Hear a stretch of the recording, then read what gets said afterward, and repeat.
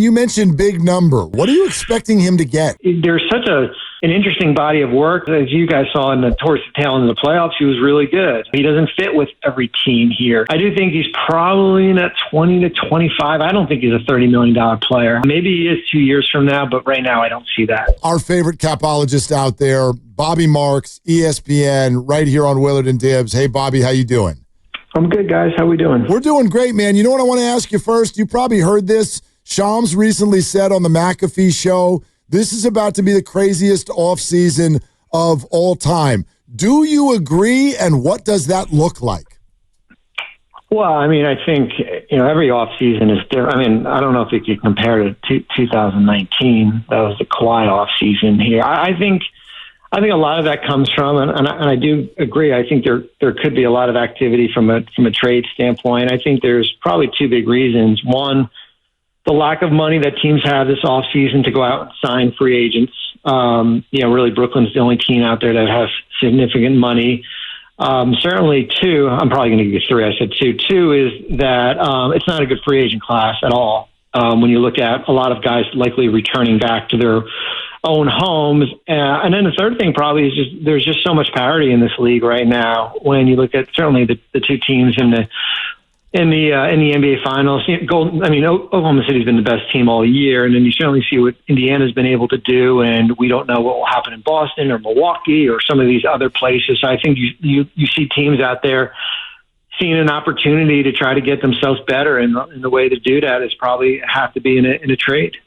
Are the new rules that the league has put out over the last couple of years, are they going to start suppressing salaries to the point where some of these free agents you talked about are going to have to take less than what they would have gotten a few years ago?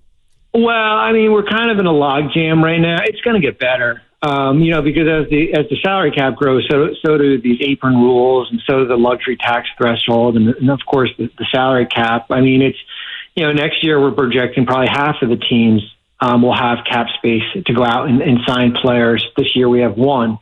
It's just that we're just kind of in a traffic jam right now of contracts here. But as you guys have seen, that really the way of building rosters is a lot different than in 2016 when they signed Kevin to that contract, or when Brooklyn went out and him and Kyrie in 2019. It's really trades in the draft is the kind of the way to go about building some of these rosters. Bobby, I'm sure this will not surprise you. Our audience is really thinking a lot about Jonathan Kuminga and how this is all going to play out this offseason. So first and foremost, you've already mentioned it once, Brooklyn's the only team with that kind of cap space. But if they don't want to just sign him outright to an offer sheet as a restricted free agent, are there other teams that through some sort of a sign and trade you think will be interested in bringing him in? I think so. I mean, but that would require the cooperation of Golden State if that's what the path they want to go down, because it would probably could require them taking back salary, and you're not going to take back salary of players that you don't want.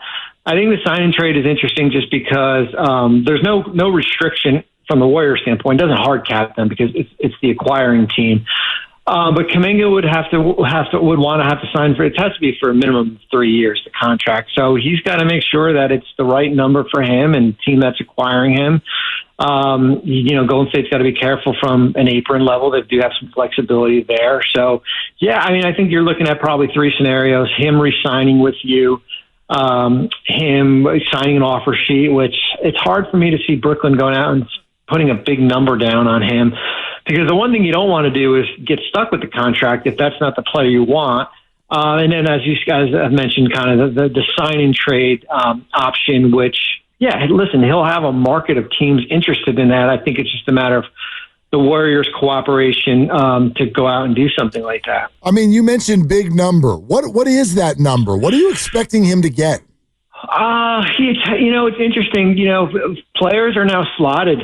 At the day and age of signing a player to a $30 million north contract is long gone. If you're not considering him as your top three player, is he a $20 to $25 million guy? Is he a guy that would want to just do a 1 year deal and then go into free agency? But that would certainly require that the cooperation of Golden State. You basically would have to sign with the Warriors here, and then basically put a player option for next year. It's challenging. Teams are hesitant. Brooklyn would be hesitant to sign him to an offer sheet because your money gets tied up too. There's such an interesting body of work because, as you guys saw towards the tail end of the playoffs, he was really good. He doesn't fit with every team here, so I do think he's probably in that 20 to 25. I don't think he's a $30 million player. I don't. Maybe he is 2 years from now, but right now I don't see that. And if it is a sign and trade with Kuminga, the Warriors can only accept half the salary back. Is that right? Yeah, that's another. Yeah, I know. I feel like I'm giving you all these complicated rules and stuff. Yeah, so there's an interesting provision in the CBA. It's called base year compensation. It really only applies in sign and trades here. So I'm actually writing about the Warriors right now. It's one of the most interesting teams for the offseason. And in there, I put in there, so if Kuminga signed for, example, let's say he signed for a $30 million contract there, that 50% of that is used as far as outgoing salary. So $15 million counts as outgoing salary and $30 million counts as incoming for the acquiring team. So it might look like a $30 million player that maybe you're getting back, but technically it wouldn't work under the rules. You're writing about the Warriors. Let's hear some names. Like who might be accessible to them to improve this team? Listen, everyone's going to want to talk about Giannis and, certainly probably Kevin again, some of the bigger names here. I never want to rule out things. I see it extremely difficult, even though you do have 4 first-round picks to trade, even though you have pick swaps in the next 7 years. I just think it's extremely difficult to go out and get Giannis if you're in Golden State, if that's the guy that you want, unless you're going to trade Butler or Green. I do think it's and even if they did want to trade Draymond, I think it's how does he fit in Milwaukee here? So I think the bigger salaries are become a challenge here, just because you've got 85% of your salary tied up in those 3 guys, and the other 6 are making 30. So it does become a challenge as far as going out if you're trying to go out and do another blockbuster type deal.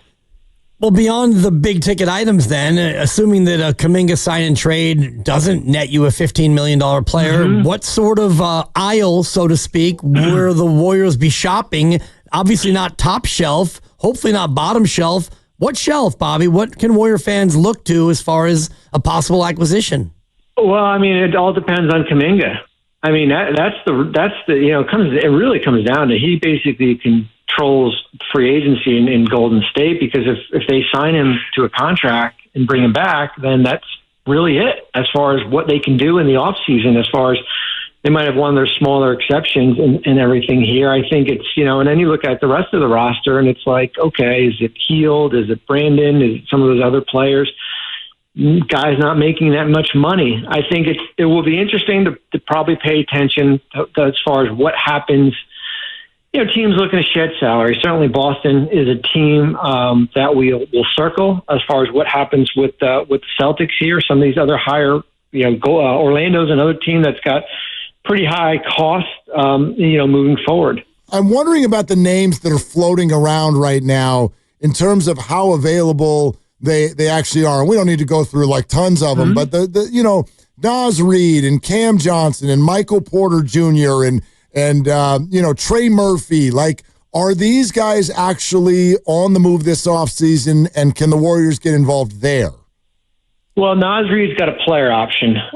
So if he declines his option, he could become a free agent. I don't see having a big enough exception to go out and sign him outright to a contract. Michael Porter Jr. makes $38 million.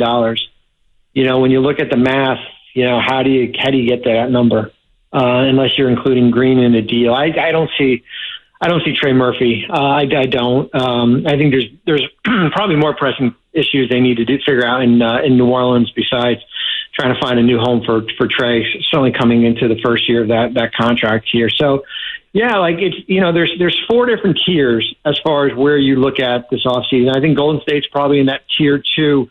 But the tier 2 teams are, there's 16 or 17 other ones as far as the flexibility they have to go out and do that. And I said when you have 85% of your roster comprised of 3 players in salary, it makes it a little bit more challenging despite having draft picks to go out and trade for players. You mentioned Boston and Jason Tatum likely gone for the year with the Achilles. Who do you think that might shake free from that? I'm looking at the number right now, $227 million already on the books for next year. I think certainly Kristaps Porzingis, who's got an expiring contract, he's going in the last year. We'll see what happens with a player like Drew Holiday. Will be interesting. I think for Boston, they have to be careful just because Jason Tatum is eventually going to come back, and you've got him under contract for this is year 1 of that Supermax. So you do want to still be good when that time comes, and you don't need to go out and just all of a sudden have a fire sale with your roster. You still need to have enough of quality talent around him to try to compete for a championship. But I would certainly probably circle the expiring contract of Porzingis. Bobby, let's go back to Giannis for a second. Like in league circles, you feel like you've got any idea what he's looking for? No, because he hasn't met with Milwaukee. He hasn't told Milwaukee what he's looking for. He hasn't told them that he wants to be traded or he wants to return, and this is what he wants the roster to look like. I think if he was in that position and he did ask out, I think you would, for himself and from a competitive standpoint, I would try to stay away from the Western Conference. I would try to stay East as much as I can. Now, who would that team be? Would it be Toronto or some of the, would it be, I don't see New York, I don't see Boston, I don't see Brooklyn. It's kind of a, Miami's challenging as far as what they can do. The teams in the Western Conference have more to offer, but I think from a competitive standpoint, I think if you were him, you would prefer to stay in the East.